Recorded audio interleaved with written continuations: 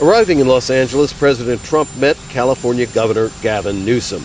The two men are frequent political antagonists, but they seem to put any bitterness aside. It's like you got hit by a bomb, right? Yeah. It's like you got hit by a bomb. I have all the expectations that we'll be able to work together to get this speedy recovery. The presidential helicopter circled over the vast area burned by the Palisades fire. Trump met with firefighters and residents whose homes were destroyed.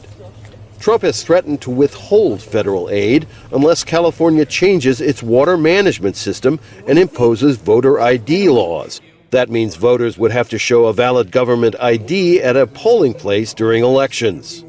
I'm signing an executive order to open up the pumps and valves in the north. We want to get that water pouring down here as quickly as possible and let hundreds of millions of gallons of water flow down into Southern California. Trump has repeatedly blamed the fires on a lack of water in Southern California caused by state policies.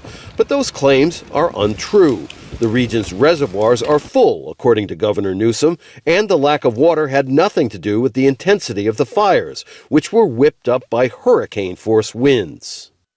One Palisades resident whose family lost their home said Trump's visit and putting politically inspired conditions on aid felt like an insult. We need to feel somebody rallying behind us, and we need to feel unified. We don't need someone to come and divide right now because it's hard to go through this alone.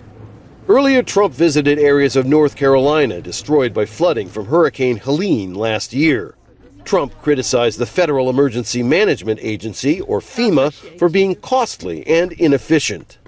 I'll also be signing an executive order to begin the process of fundamentally reforming and overhauling FEMA, or maybe getting rid of FEMA. I think, frankly, FEMA is not good.